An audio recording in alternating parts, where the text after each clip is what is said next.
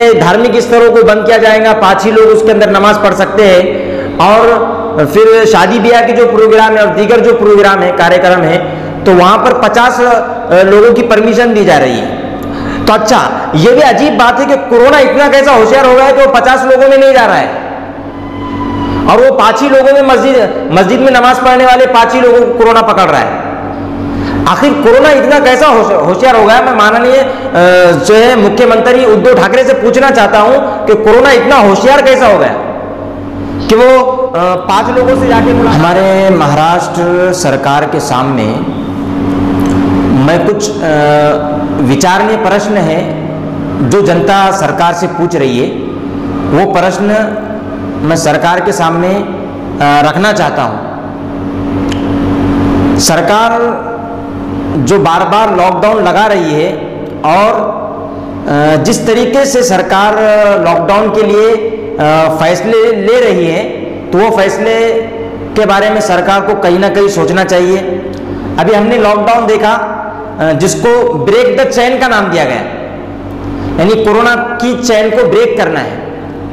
आप मुझे बताइए कि साल 2020 में मार्च से जो कोरोना स्टार्ट हुआ था, 3-3 महीने 4-4 महीने जनता ने कड़क लॉकडाउन को बर्दाश्त किया, लेकिन कोरोना खत्म नहीं हुआ।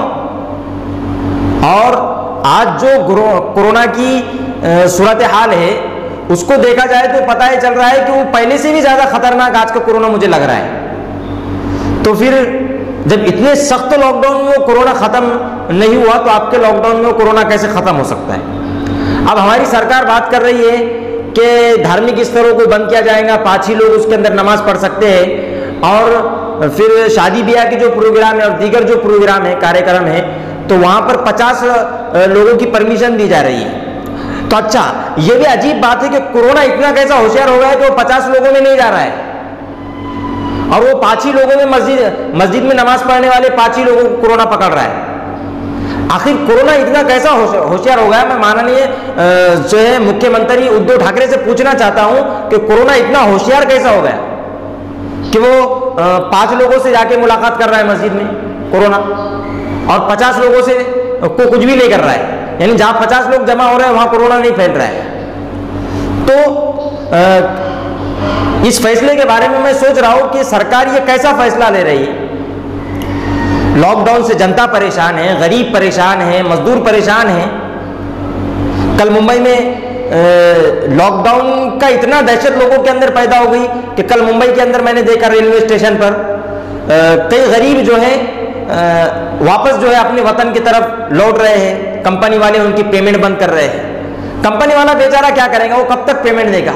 उसकी कंपनी बंद है, उसकी होटल्स बंद है, उसका रेस्टोरेंट्स बंद है, तो फिर उसके अंदर जो काम करने वाले उसके जो कर्मचारी हैं, उन लोगों को वो कब तक अपनी जेब से पेमेंट देगा? तो ये लॉकडाउन का जो निर्णय है इसके बारे में सरकार को सोचना चाहिए। और रमजान का जो पवित्र महीना है, इस महीने के अंदर जो आप लॉकडाउन लगा रहे हैं, तो इसके बारे में कहीं ना कहीं सरकार को जनता के लिए सहूलतें देनी चाहिए और जनता के फायदे की सोचनी चाहिए, उनकी भलाई की सोचनी चाहिए और उनके पेट पानी की सोचनी चाहिए। रमजान के अंदर कई लोग कारोबार करना चाहते हैं, कई लोग व्यापार करना चाहते हैं। रमजान क्योंकि तो मुस्लिम समुदाय का, मुस्लिम समाज का एक बहुत बड़ा त्यौहार होता है, तो उस त्यौहार के लिए कई व्यापारियों का, कपड़ा व्यापारियों का एक अच्छा बिजनेस होता है, अच्छी सी कमाई उनकी होती है। तो कई लोगों ने कपड़ों का माल भर रखा है, कई लोगों ने चप्पलों का माल भरा है अपनी दुकान के अंदर। खजूर का भी एक अच्छा व्यापार होता है रमजान के महीने के अंदर, कई लोगों ने खजूर का माल स्टॉक किया है। और बहुत सारे ऐसे कारोबार हैं जो रमजान के अंदर बड़े पैमाने पर लोग करते हैं, लेकिन वो कारोबार का माल आप लोगों ने स्टॉक कर लिया है, जमा कर लिया है। तो अगर ये माल का नुकसान हो रहा है, इनका माल बिक नहीं रहा है, क्योंकि दुकान बंद है, तो वो बेचेगा क्या? और बेचेगा नहीं तो फिर कमाएगा क्या और खिलाएगा क्या अपने बच्चों को? तो जो सरकार ये फैसला ले रही है, ये फैसला सरासर गलत है। और मैं ये नहीं कहूँगा कि पब्लिक को सड़क पर आना चाहिए, आंदोलन करना चाहिए, एहतजाज करना चाहिए, सरकार पर दबाव बनाना चाहिए, प्रेशर बनाना चाहिए। अरे यार, पब्लिक तो इतनी होशियार हो गई है, इतनी होशियार हो गई कि उनको किसी लीडरशिप की जरूरत ही नहीं रही है। पब्लिक खुद से सड़क पर आ रही है, अपना हक मांग रही है, इंसाफ मांग रही है। और मैं समझता हूं कि पब्लिक जो है सरकार से सवाल पूछ रही है कि ये लॉकडाउन का फैसला जो लिया गया है ये किस तरीके से लिया गया है। ऑटो रिक्शा वाला सवाल कर रहा है, गरीब सवाल कर रहा है, कपड़े का दुकानदार वाला सवाल कर रहा है सरकार से। हर आदमी सरकार से ये सवाल पूछ रहा है कि ये किस तरीके का लॉकडाउन है, जो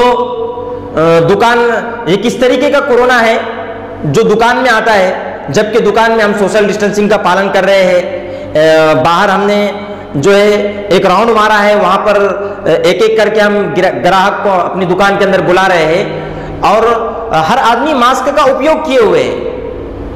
और पब्लिक ये भी कह रही है कि हमारे देश के प्रधानमंत्री श्री नरेंद्र मोदी साहब ने 2020 के अंदर शायद 14 अप्रैल को यह बात कही थी कि हमें अब कोरोना के साथ जीना सीखना होगा। तो मैं ये समझता हूं कि जनता ने पीएम की बात को अच्छे से सुना है और मोदी जी की बात पर जनता अमल कर रही है। और आप देखिए, रोड पर जाइए, सड़कों पर जाइए, हर जगह पर आप जाइए और वहां देखिए कि किस तरीके से लोग जो है पालन कर रहे हैं, मास्क लगा रहे हैं, सैनिटाइजर का इस्तेमाल कर रहे हैं, सोशल डिस्टेंसिंग का पालन कर रहे हैं। हर ऑटो वाला मास्क लगा रहा है, टू व्हीलर पर अगर 2 लोग जा रहे हैं तो वो भी मास्क का उपयोग कर रहे हैं। तो कोरोना से बचने की जो गाइडलाइंस है वो जनता खुद कर रही है, जनता अपनी सुरक्षा खुद कर रही है। तो मैं हमारे महाराष्ट्र सरकार से ये अपील करूंगा, ये गुजारिश करूंगा कि ये जो लॉकडाउन लगाया गया है कहीं ना कहीं ये गरीबों के लिए खतरे की घड़ी है और कहीं ना कहीं ये सरकार के लिए भी खतरनाक संकेत हो सकते हैं। क्योंकि अगर सरकार बार बार जनता के अगर कहने के बाद भी, आवाज उठाने के बाद भी, बोलने के बाद भी अगर बार बार सरकार अपनी तरीके से अपने हुकुमशाही लॉकडाउन लगा रही, जब चाहे लॉकडाउन का फैसला सरकार कर रही है और जनता उसको सुन रही है, तो कहीं ना कहीं ये सरकार के लिए भी अच्छे संकेत नहीं है। अगर सरकार इस तरीके से लॉकडाउन लगाएगी तो पब्लिक को किसी लीडरशिप की जरूरत नहीं है, पब्लिक खुद सड़कों पर आएगी, अपना हक मांगेगी, अपना इंसाफ मांगेगी। और हो सकता है कि अगर पब्लिक का जो है सब्र का पैमाना लबरेज हो जाए और बड़ी संख्या में पब्लिक सड़कों पर उतर जाए तो इससे मुझे ये डर है कि कोरोना बड़ी तेजी के साथ फैल सकता है, बड़ी तेजी के साथ कोरोना फैल सकता है। तो जिस तरीके से चल रहा है, पब्लिक सोशल डिस्टेंसिंग का पालन कर रही है, तमाम एहतियाती तदाबीर को अपना रही है, तो पब्लिक भी ये बहुत अच्छा कर रही है। और जो सरकारी नुमाइंदे भी जो कर रहे हैं वो जनता की भलाई के लिए कर रहे हैं, वो अच्छे के लिए कर रहे हैं। हम मानते हैं, हम सरकार का आदर करते हैं, उनका सम्मान करते हैं, हम उनके फैसले को भी मानते हैं, लेकिन फैसला ऐसा लीजिए जिससे गरीब जनता परेशान ना हो, मजदूर परेशान ना हो, किसान परेशान ना हो, छोटा मोटा व्यापारी परेशान ना हो, गैरेज वाला परेशान ना हो, ऑटो वाला परेशान ना हो, ये जो लोग हैं ये परेशान ना हो। ऐसा लॉकडाउन लगाए तो कुछ बात बन सकती है, लेकिन जिस तरीके का ये लॉकडाउन आप लगा रहे हैं तो इससे बात नहीं बन सकती, काम नहीं चल सकता और कोरोना जो है कम होने के बजाय इससे बढ़ सकता है। और जितनी पब्लिक कोरोना से नहीं मरेगी उससे ज्यादा पब्लिक जो है भूखमरी से मरेगी। कोरोना से तो आदमी कब मरता है कि वो हॉस्पिटल में जाता है 2-4 दिन, 8 दिन, 10 दिन, वहां पर वो वेंटिलेटर पर रहता है, लेकिन आज इंसान का हाल ये है कि वो 1 घंटे की भी भूख बर्दाश्त नहीं कर सकता, वो 1 घंटे की भी भूख बर्दाश्त नहीं कर सकता, 1 दिन की भी भूख बर्दाश्त नहीं कर सकता। तो बताइए कि वो कितने जल्दी भूख से मर रहा है।